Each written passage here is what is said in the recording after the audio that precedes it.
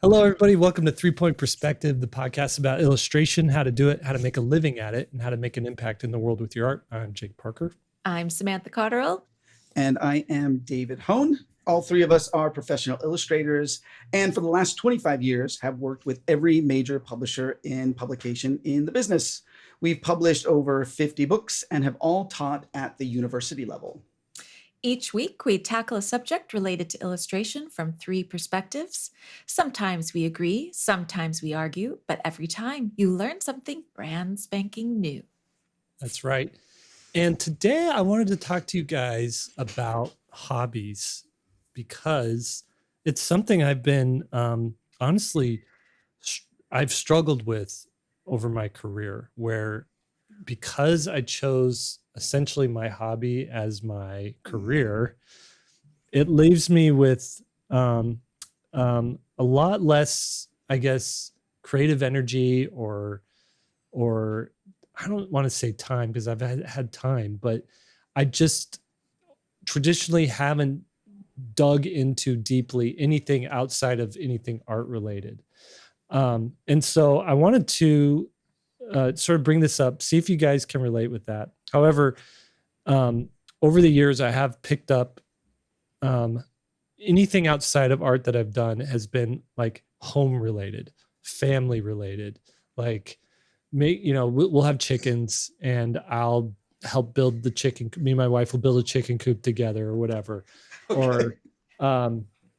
Or it's health related. Like I've picked up running because you need to exercise, right? And running is like, for me personally, it's been great because you don't have to like count reps. You don't have to like context shift every time you're going from one activity to another at the gym. You can just start on a path, run, think of something, think of story ideas or whatever, and make sure you make your way back home and everything's good.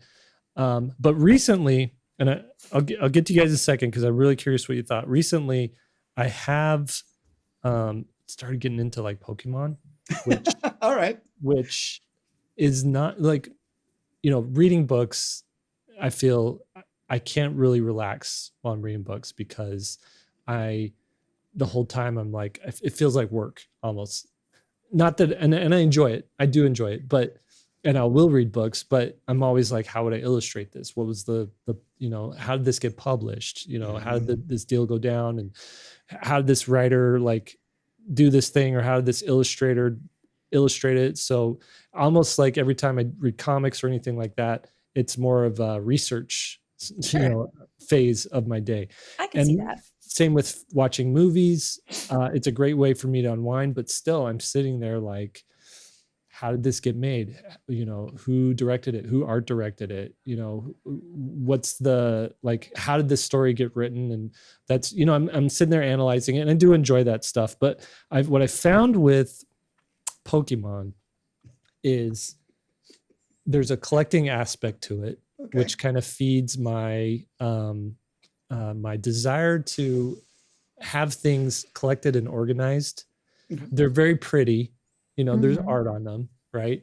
There's a game component to it. So there's a purpose to the collecting other than I just have pretty things, but I need to build a deck so that my deck is powerful enough to beat my opponent. Yeah. My kid loves to do it.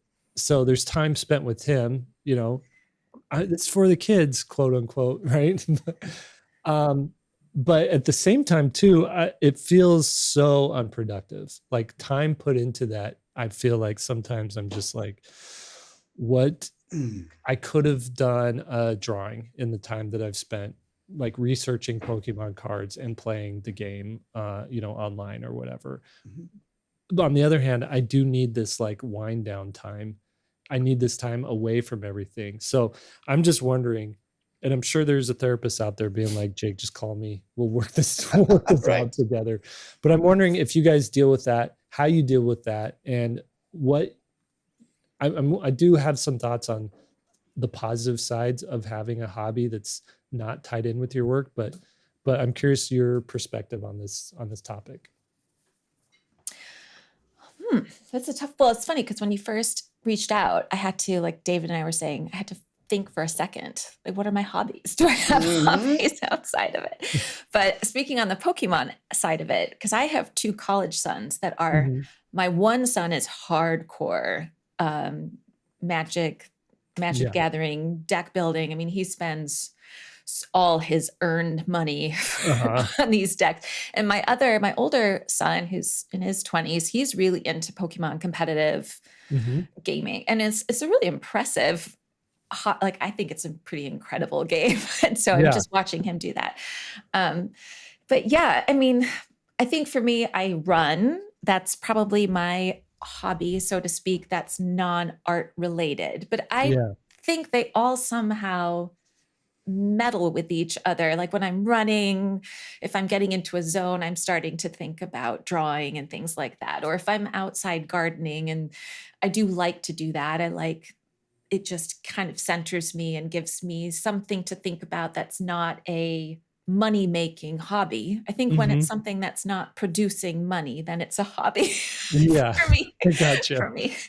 But no matter what I'm doing, I don't think there is a hobby that exists for me that isn't going to somehow have some connection to my work, because I'm such a visually minded. Mm. I look through the world in such a Mhm. visual lens that I don't think I could shut that off. Like for me with Pokemon, if I were you, there would be a joy in just the experience of having fun, being able to let go and just do it for the sake of having fun. Yeah. But then, even listening to you when you're talking about your cards, you're also appreciating the figures and I mean, you always bring Mhm. that up. You're saying, look how the perspective of this one figure, and I wouldn't have thought that you could do that. And look how much real estate they were able to do that.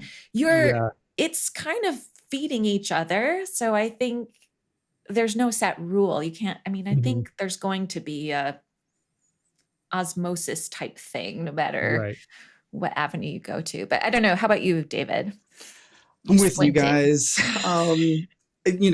As this topic came up, Jake, you put it really well at the beginning. You chose your hobby as your career. Yeah. And so the only thing that I ever wanted to do as a kid was draw. Like Mhm. that was it. And I would get in trouble, like so much so that I would get in trouble. So I came from a pretty big family. We were reminiscing just this last weekend about, sort of the stuff that you do as a kid. And so outside gardening was one of the things that would happen. We lived in the hills of Oakland.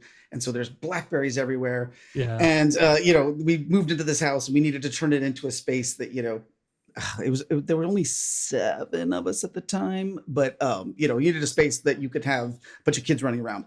Anyway, my family's out back, and I would just sneak away to get inside and Mhm. get my drawings in, that kind of stuff. Yeah. And Get your so and fix. that's still the way it goes. I still want to sneak away. This morning I was watching, YouTube fed me, God bless that YouTube algorithm, fed me a bunch of Mary Blair stuff. Oh, really? Oh, And yeah, and it came across somebody doing a Mary Blair master copy that I was just like, yes, please, I would like to do that. That would be a really fun way to spend my time. So I did find myself thinking, like, do I have hobbies? I would say I don't have a hobby is that is the thing that I do when I'm not drawing.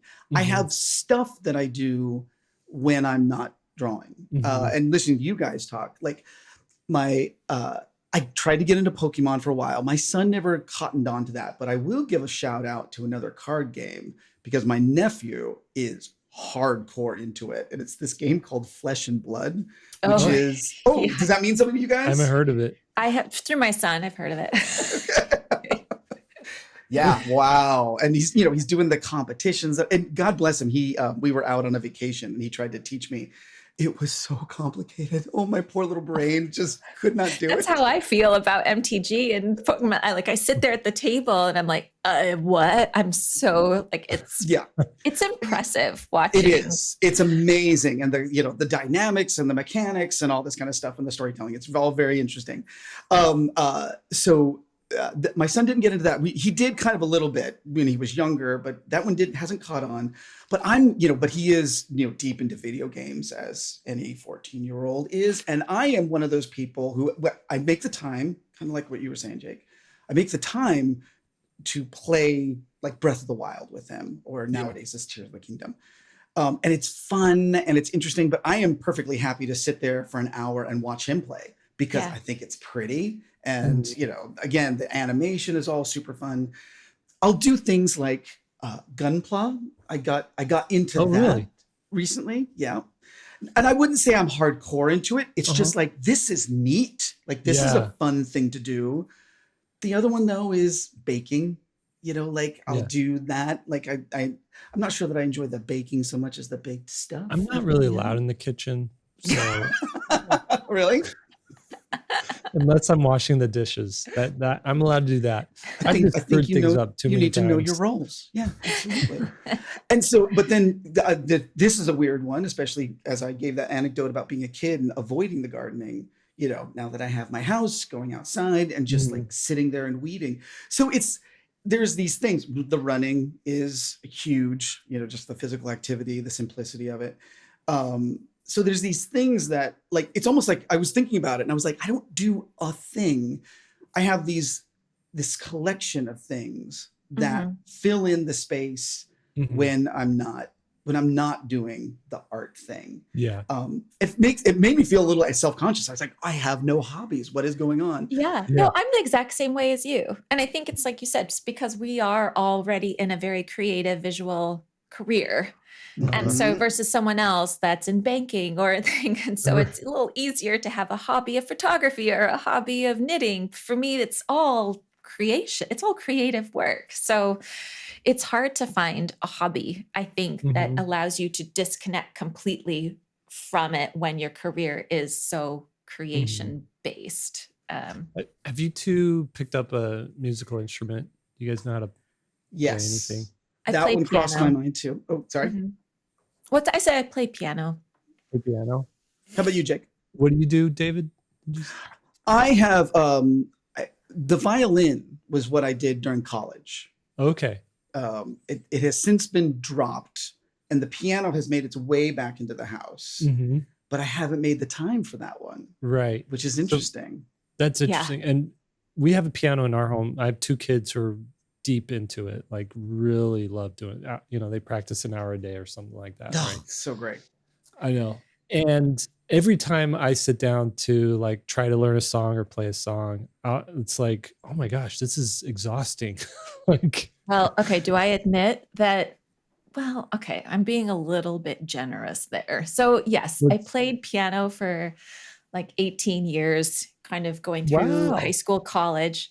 Then I dropped it and now brought it back in through the style of an electronic keyboard and doing Pee Wee Herman's Big Adventure theme song and the Simpsons theme song and Family Guy theme song. So I was thinking you were all Danny Elfman all the time there, and then you brought in. Wait, did Danny Elfman do Family Guy? He didn't, did he?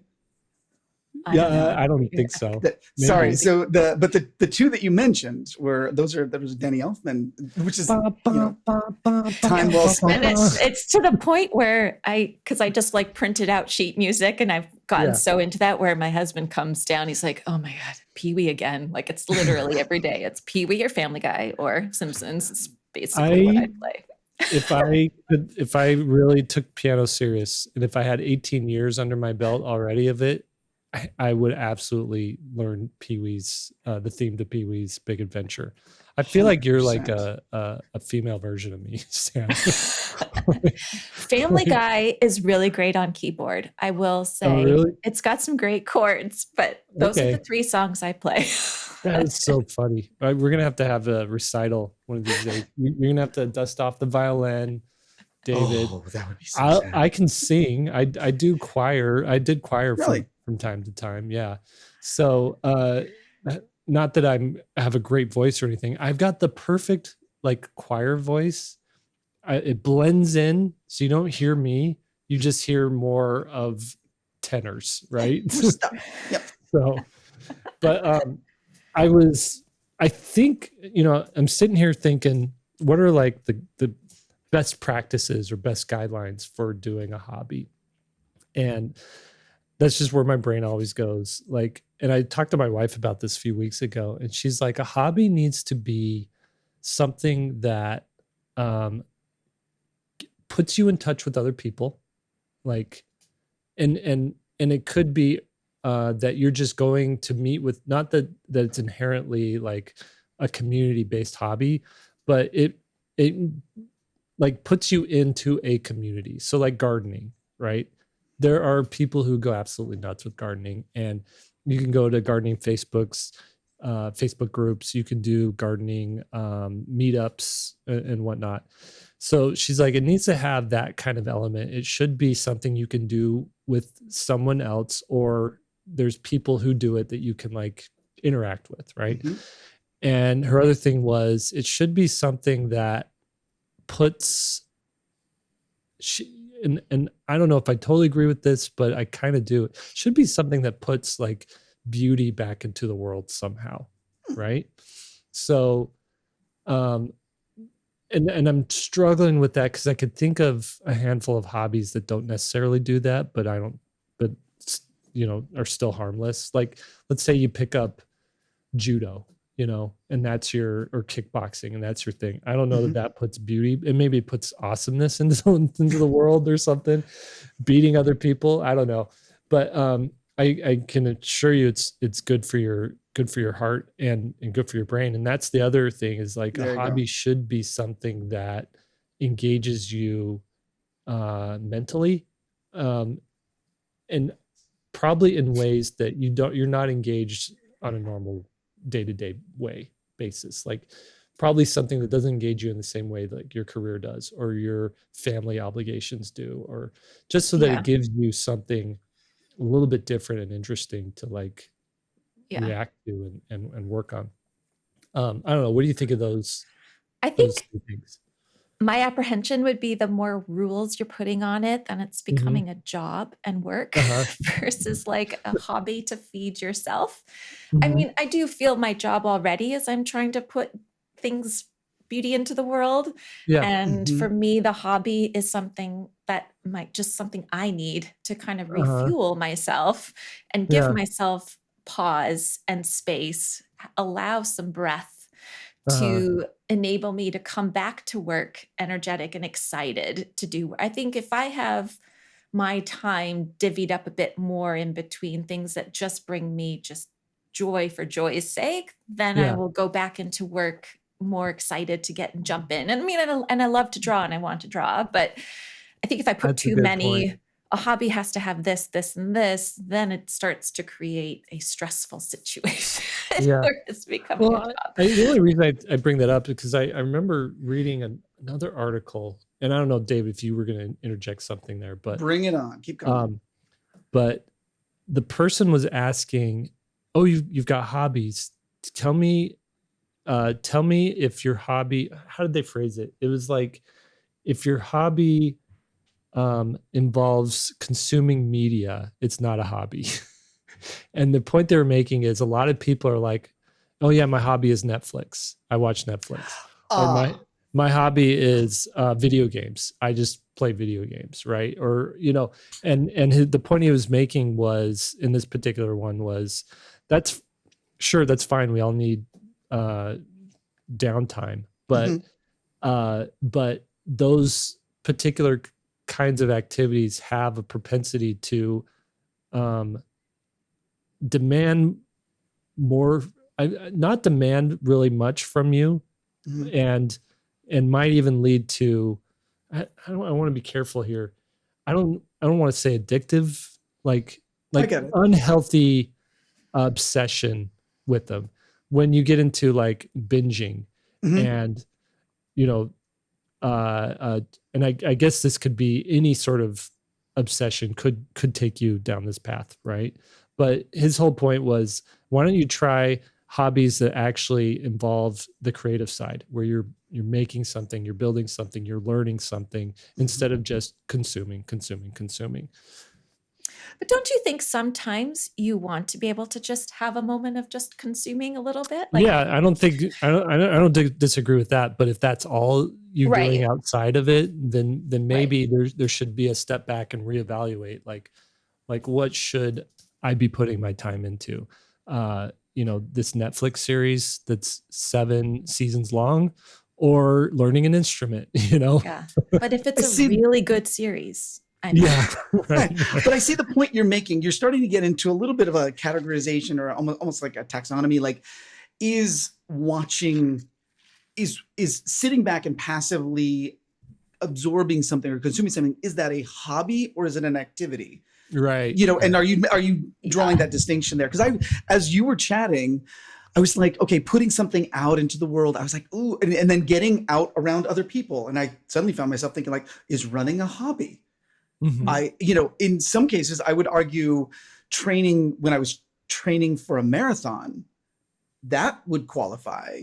I was Mhm. getting out, I was running with a larger group of people, Mhm. and we were going out and doing it, and I was sort of expanding it. Was it putting something beautiful into the world? Maybe, maybe not. But on my runs, that I do, I guess for mental health more than anything. I mean, physical is huge, but it's really mental. It's like I got to get out of the studio and just, be in Yeah. the Yeah. space. I'm not, Yeah. it's incredibly solo. It's not really putting anything back into the world. So would that be a hobby, or is that just a healthy activity that that I'm doing? I'm not Yeah. sure. And I don't know if and I'll have to say a push back on the community aspect too, because I Mhm.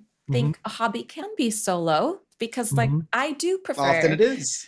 I mean, I do. I love being out when it's nice and warm out in the garden and putzing by myself. I'm not Yeah. necessarily interested in joining a gardening club or I like the solo aspect of just being present with the tactile dirt and Mhm. taking the joy and beauty in it of looking at what I've done.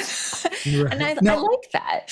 I don't know where you live or in the neighborhood, but is there a social aspect to being outside and potentially interacting with the neighbors? I'm sure, but I just like being by myself in the garden. That Okay, would ruin because it for I me. gotta say, when I garden, I definitely am thinking about that.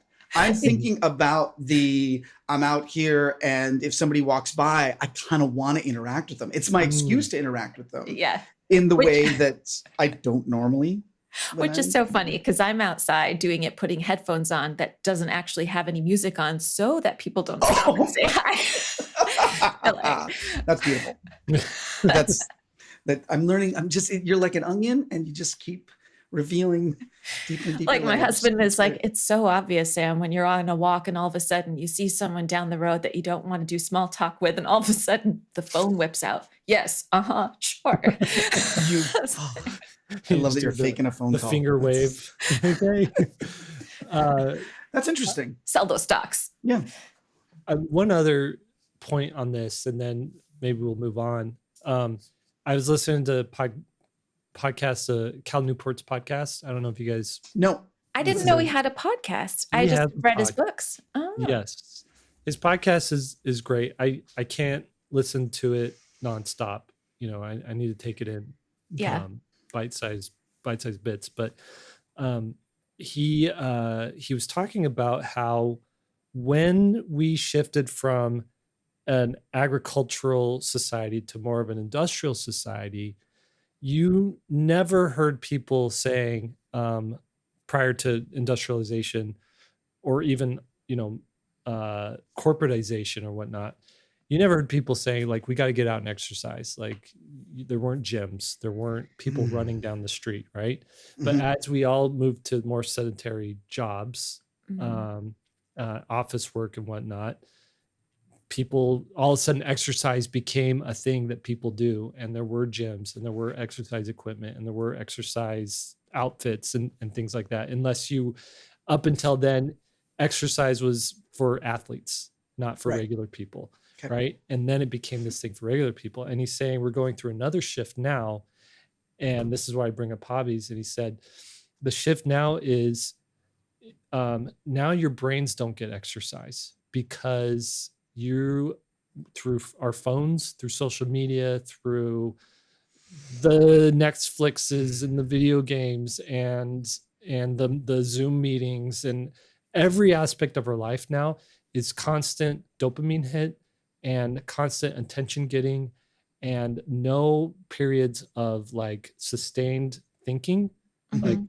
prolonged periods of like quiet and retrospection. There's no prolonged periods of like reading. There's reading an Yeah. article, there's reading text, there's scrolling Twitter or whatever. Headlines. There's no hour-long. People just aren't sitting down for an hour and reading a book nonstop, right? Mhm. Yeah.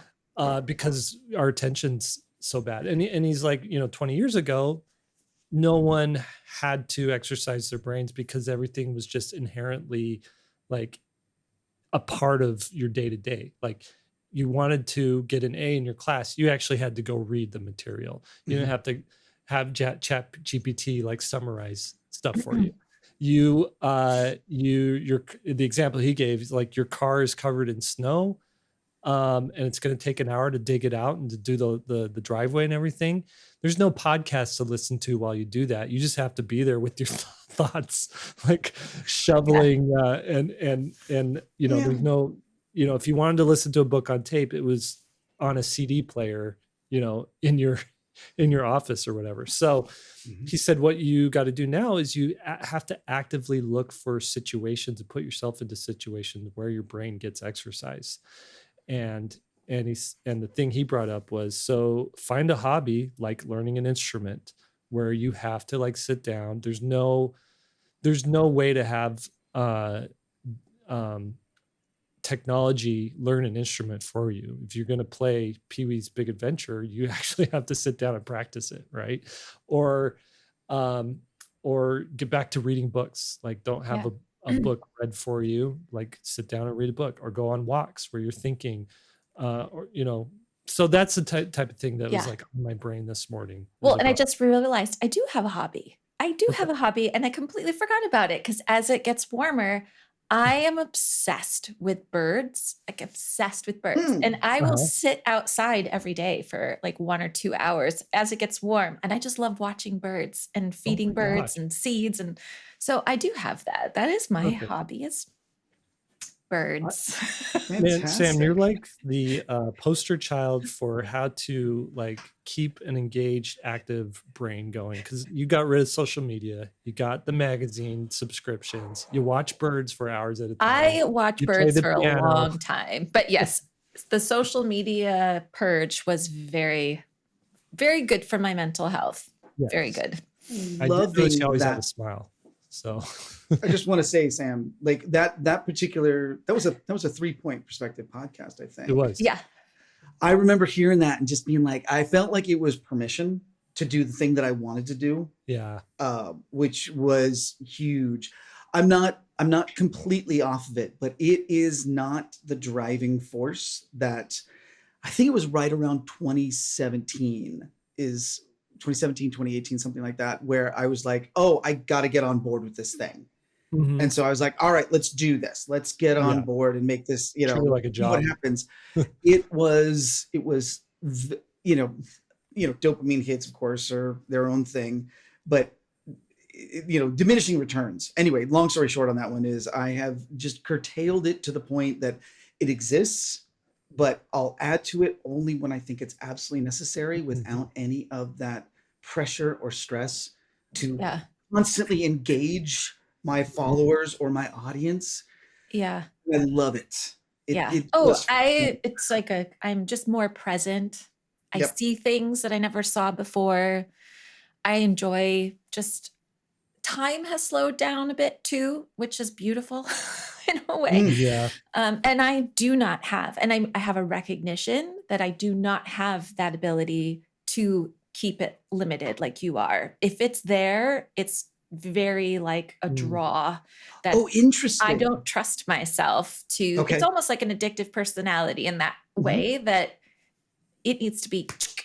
Otherwise, I don't think I could have that balance very well. That is kind of fascinating. Nothing. It didn't even occur to me that was the reason that you were avoiding it. But I totally get that. Yeah.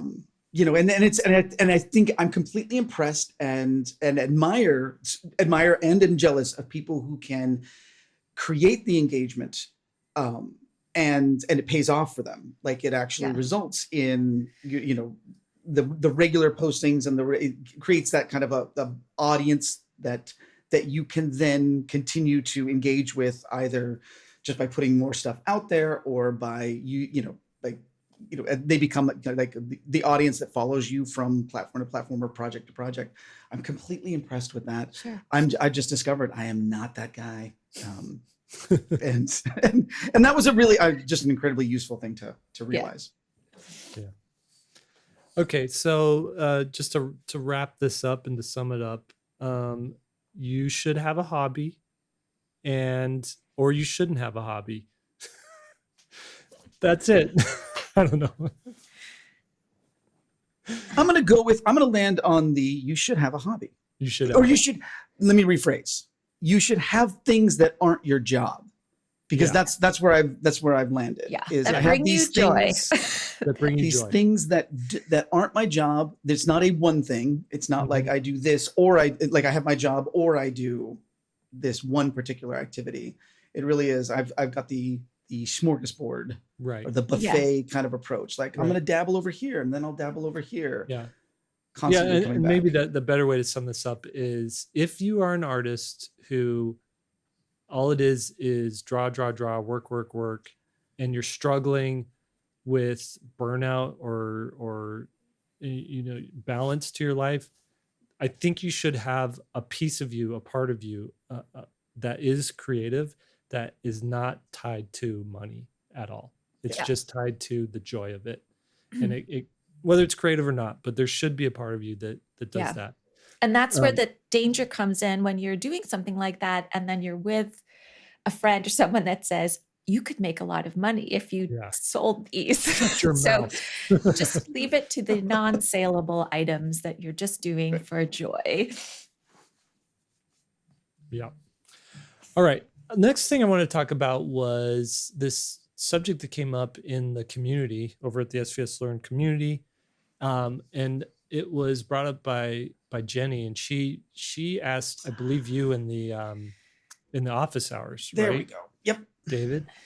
And I didn't actually catch that office hour, so I don't know how you handle this. So I'm sure you have thoughts on it, but I'm just going to read what she said.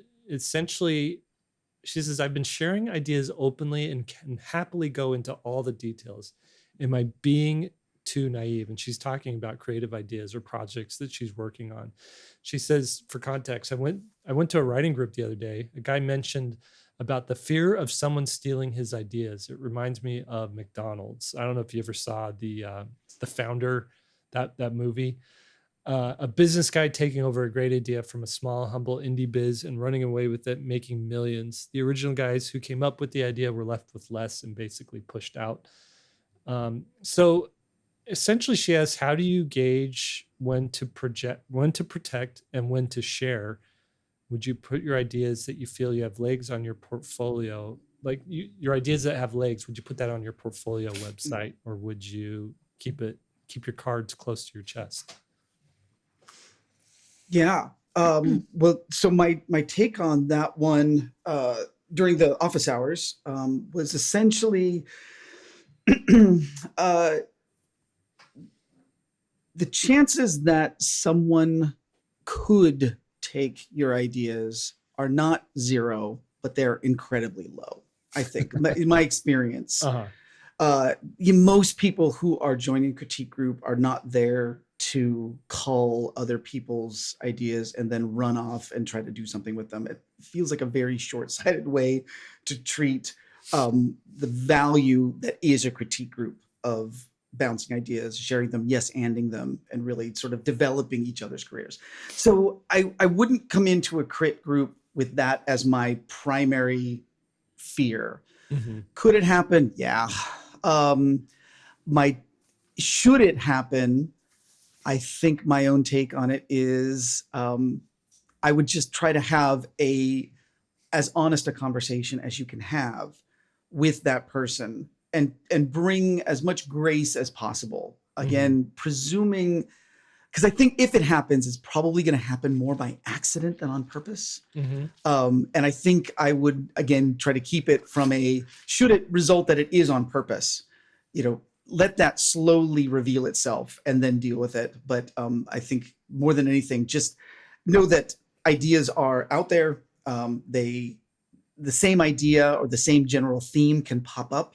And most people are not doing it on purpose. That was my overall takeaway from this. What do you guys got, though? What are Yeah. some nuances? I'm thinking in terms of like if you're posting ideas, I think if you did and you were concerned, you probably wouldn't be surprised that there's probably been that idea done many times before already. Exactly. I mean, I don't know if how much a new idea really exists so much as you're taking a combination of ideas that you've seen and you're bringing out your own. And even if, let's say it's kind of like, I guess it would be like if the three of us took the exact same recipe, cooked it up in the kitchen, it's probably going to taste different between the three of us, even though Right. we had all the same ingredients or the idea to do a certain kind of dish, because we're bringing our own Mhm. experiences and learn techniques into it. So That's such a good analogy. even if the idea was kind of taken, so to speak, at that seed level, it's still going to evolve and change to a point where I think they would become different anyway. And Yep. you're missing out on whatever it is, what it is. There's going to be ideas that are similar. There's going to be ideas that just coincidentally get thought of at a very Mhm. similar time. That happens too. And Yeah. if anything, let's say something so close to what you've done where it's suspicious, then you've got to say, hey, look, I posted it on this date. So it's clear. I But- found though with that there's little recourse Yeah. if like I'll give an example. Okay. And I only bring this up because so many people have reached out to me about it that I was just and I've totally ignored it because really what is there for me to do? But in 2004 I came out with a comic story for an anthology. Okay. It was called the Robot and the Sparrow. And it's about this robot that crashes into a forest and starts learning about the world around it, and it makes friends with the sparrow, a little bird, and they become the best of friends. But guess what? That sparrow has to fly south for the winter. And so they have this this heartful, like tearful goodbye. And it was a short story. And, the punchline too was like this robot, as it was learning more and more about this life and this world around it, it actually got to the point where it could dream. And its last like moment of the story, that it's the last image is it's dreaming that it's flying away with its bird friend, right? Okay. Yep. Touching, heartwarming story. I So think I know good where you're going with this, by the way. Yes, so good that my agent was like, we got to make this a children's book. And so we went, maybe 10 years later, got a children's book deal for it and made the book, and that came out in 2016, the same year that The Wild Robot came out, that book series. And that book took off like a rocket ship. People loved the idea of a robot crash landing in the woods, making friends with the bird having to fly south for the winter, and the robot having to deal with loss, right? And I was just like, well, whatever, he's got a book, I've got a book. And I didn't worry, mine's a children's book. His is a prose novel. It's Peter Brown who wrote it. Yep. But then I really got upset when I saw that DreamWorks had acquired it and they were working on it as a movie. Okay. And then when I saw the first trailer come out and just how like a lot of the imagery was the same, like not that you could do any different imagery, with the same sort of prompt, right? Yep. And eventually my kid wanted to see the movie, so I took him to see it as a form of like exposure therapy. And wow. Okay. Yeah. And my friend who had just gone through like several rounds of exposure therapy, like prepped me for it. And he's like, okay, you're going to feel all the feelings watching this. Cause I did feel like, man, why wasn't my book as successful? Why wasn't the world's reaction to my stuff? Why couldn't my book have gotten a deal, an animation deal? Why couldn't I be the one sitting in a theater watching my movie, right? And all the feelings that go with that, right? And he's like, everything you feel, just acknowledge it and let it wash over you. Really let you feel it. And so by the end of that movie, I felt great. I was just like, okay, it happened. I did it. it's not like I can sue DreamWorks for stealing my idea. It's not like I could sue Peter Brown. I honestly feel like everybody drinks from the same creative well, and sometimes these ideas come together in ways that, that two people can, what was it? Convergent evolution, where like you have little mammals that learn how to fly and also little reptiles that learn how to fly. And right. They end up looking really similar, even though they're coming from two completely different places. Exactly. Yep. So that's my sort of experience with that. But the going back to what Jenny was originally saying, like, I put my thing out in the world. It was published, like, and sometimes you're just going to have to deal with these ideas that look a lot, sound a lot like what you did, and let people enjoy the other thing if they want to, and let people enjoy your thing if you want to. But I as far as like my operating, the way I operate is I really only share ideas if I either know that I'm not ever going to do anything with them, or I only share them when I'm ready to really do something with them. Like for my Skyheart book, that was an idea I really sat on for a long time and didn't share much about it until I knew, like, a year from now, I want to launch a Kickstarter. So this year, I'm just going to start posting all my Skyheart concept art and artwork and ideas and lead up to this thing, so that I could get people excited about it and sort of plant a flag saying, this is the thing I'm making and here's what I'm doing with it. But I didn't do that when it was sort of half baked and just kicking it around. And then just to clarify, when you say share, you mean put it out there for the world I mean to on see. Social media, on my website, stuff like that. Yeah. Going back to another part of Jenny's question, though, when did you share that with your crit group or with your core feedback group, if you don't have a formal crit group? Right. Yeah. So that group, my group that I keep around me for critique, like we are friends. We're not just somebody I met online and we meet, once a month. Like, we're actual creative friends. They've got their projects, I got my projects, and we sort of have this unspoken like rule that if you share with me your idea and to bounce it off of me, and I give you some thoughts like, oh, what if you did this? What if you did that?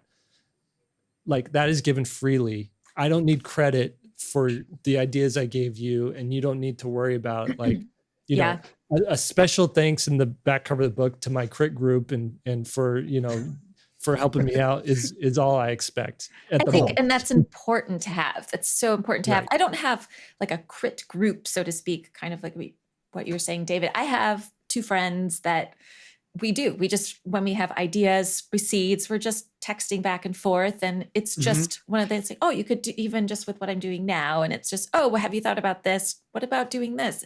It's just brainstorming back and forth with each other when you have projects going, but it doesn't mean, like Jake was saying, it's not that then credit starts taking involved, or it's just creative brainstorming. That is fantastic. Yeah, that the person, it sounds like in the question there was maybe these are strangers getting together and somebody there is anxious about that. One of the things I did share on the office hours, and I'll do it here, is I joined a online, it was for strangers, literally in different parts of the world, and we would meet up, and that particular group went really well it was a crit group. And it went well for about 6 months, and then it did explode, whatever. It stopped working because there was that concern that someone's idea had been stolen. I don't even think the word stolen was quite how it was phrased. It was just this idea, like, these things that I'm putting, one person felt that these ideas that were being put out were precious, and to even have them possibly be usurped or possibly be reinterpreted was just a risk too far, and so it ended badly, unfortunately, which is a bummer because nobody won out of that. Like, the person who felt like the idea was again, I don't want to use the word stolen. Give me a better term for that. Heavily borrowed. Yeah, that's great. I like it. Heavily borrowed, heavily influenced. Or... Now, there was you it go. Something that it was just an idea, so to speak, that was a kind of commonplace idea that many people could draw. That is my take. From? As a third party who wasn't either of the two people involved, I felt like it was a general idea that was being explored in two very different ways. Yeah. But that was not how it was seen. Was it as specific as like, I got this really cool idea about like an ant that goes on adventure to save his colony, and there's like, oh yeah, I've got an idea about an ant that goes on adventure that saves his colony too. I think it was roughly, and it wasn't even so plot specific as that. It was like the idea of, I'll pick this because it's a book that I'm dealing with, aging and death. Like I'm it was literally that kind of thing. It was like the theme was similar, and then there were a couple of, not plot points, but maybe characters that were similar, kind of thing. Yeah. And anyway, it was a tricky one, and I wish it had been handled a little bit differently. So just anyway, knowing that does happen, that can happen. That's what takes me back to my first comment, that should you find yourself in that situation, try to bring as much grace as you possibly can and communication to that situation. Jake, what you were talking about though, putting it out there into the world, and that was part of Jenny's question. I'm right there with you. Like, I don't put whole book dummies out into the world. Right. I will, especially the way that I do it. You were talking about the Skyheart. I have the name right, correct? Mm-hmm. Oh yeah, good. You started putting it out there because you were going to self-publish, and it was time to start getting this thing going. Yeah. From a traditional publishing standpoint, I will make sample pieces, and those sample pieces will go onto my website. And they may be a sort of a spot or a reinterpretation of one of the interior pieces from a book. And there may even be a little note on it that says, sample from a book dummy. If you'd like to see it, contact my agent or contact me directly. And then it's being shared, that book dummy is being shared very specifically with the audience that it's appropriate for. Yeah, that makes absolute sense. That makes sense. Yeah.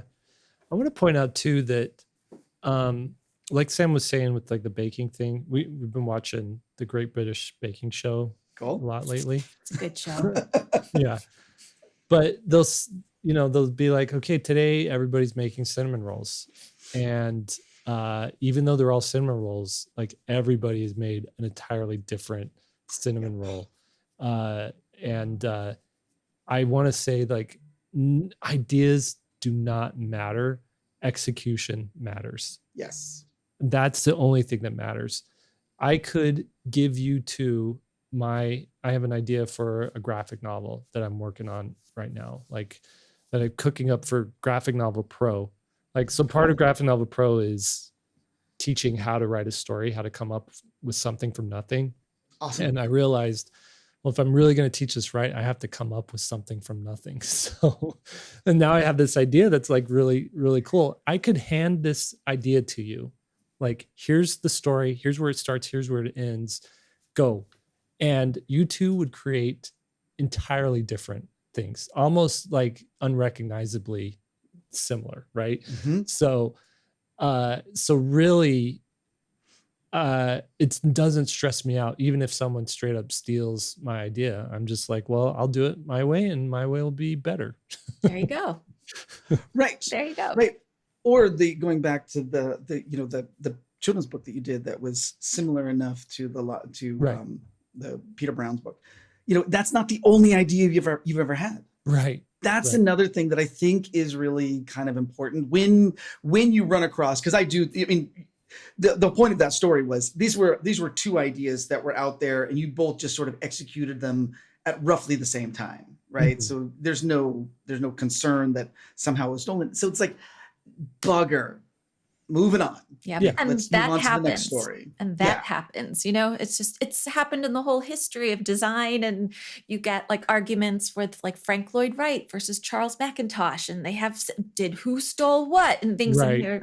I mean, Right. there's going to be these times where ideas just seem to come at the same time. And Right. it's like, it's the nature of creativity. It's how it works. Right. Wasn't there like, I remember in the 90s, there was like Ants and Bugs Life. There was Finding Nemo and A Shark's Tale. There was. Now, I'm not sure I wouldn't hang on to that one too much because I feel like that was Katzenberg knowing what Disney was gonna do. Yeah, that one feels like a different situation. He was actually looking to kind of. Yeah, but you should also know that like the OG in both those situations has outlived the copycat, right? Isn't that interesting? Yeah. Right. Like, does anybody talk about ants anymore in other than like a joking way, right? Every single day. Okay. Sam excluded.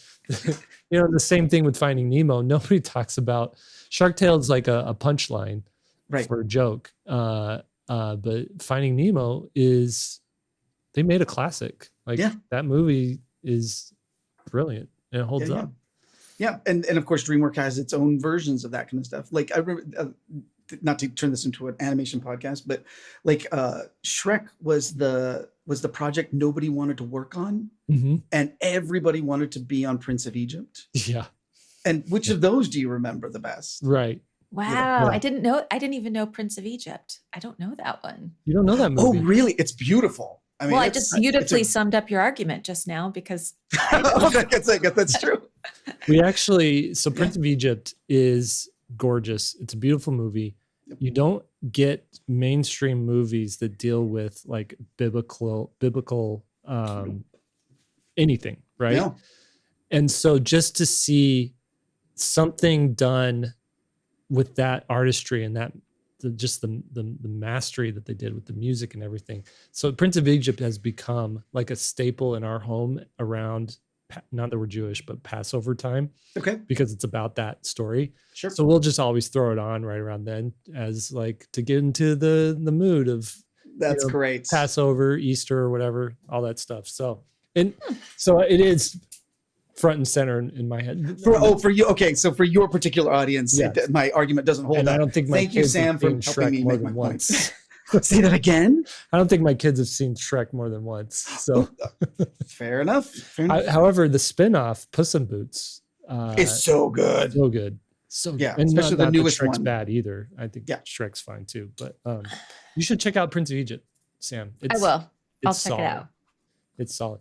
That string of movies that they did, Prince of Egypt, Road to El Dorado, and Spirit, Stallion of the Cimarron. Mm-hmm. Awesome, like some of the best 2D animation ever. It was like the peak. It was right as all the greats who did 2D animation were at the top of their game, and they knew that it was a dying form, and so they put everything into it, right? Same with like the last few Disney animated films that came out at that time as well. There's just all these artists who are like, I'm going to be out of a job if this thing doesn't absolutely kill in theaters. So they really did some amazing pieces of artwork. It didn't matter though, because no one does 2D animation anymore for feature. But we got some beautiful. Not for the finished part of it. Right. Those 2D animators are still 2D animating like crazy. They're just the ink and paint isn't there as much anymore. Mm-hmm. Yeah. Good point. Oh, I just went really blurry for some reason. You did. Sorry about that, guys. Yeah.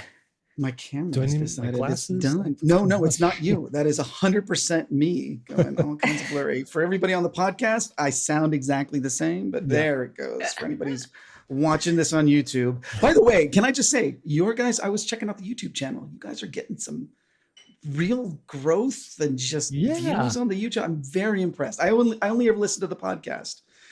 It's things are cooking. Things are going right along. I think we really started to see our numbers go up as soon as Sam started being a regular feature. It's I mean, one of the reasons duh. I started listening. Duh. Yeah. When I brought my puppet on, that's when it just went. Yes. What happened to that puppet? He's right there. Oh, Oh. he's off screen.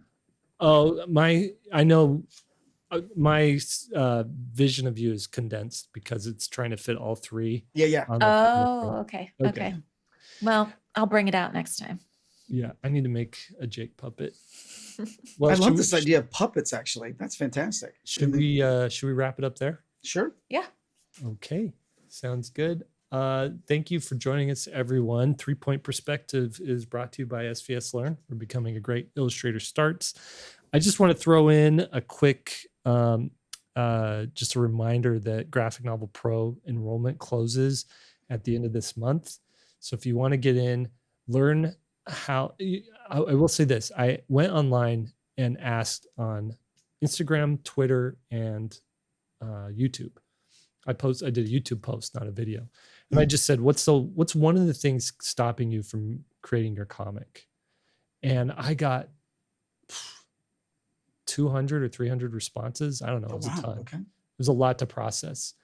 And the one that kept coming up over and over and over again is I don't have enough time. I just don't have time.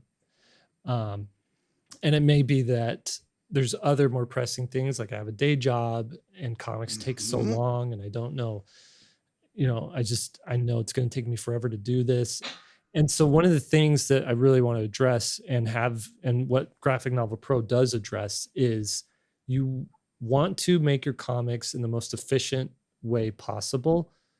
We have a system for that. We have a way to like strip away all of the guesswork, all the extraneous stuff, and get right to like the core of making your comics. So we address that. A lot of people are suffering from like imposter syndrome. Like I'm not a good writer. I'm not, I don't have the drawing chops to do comics.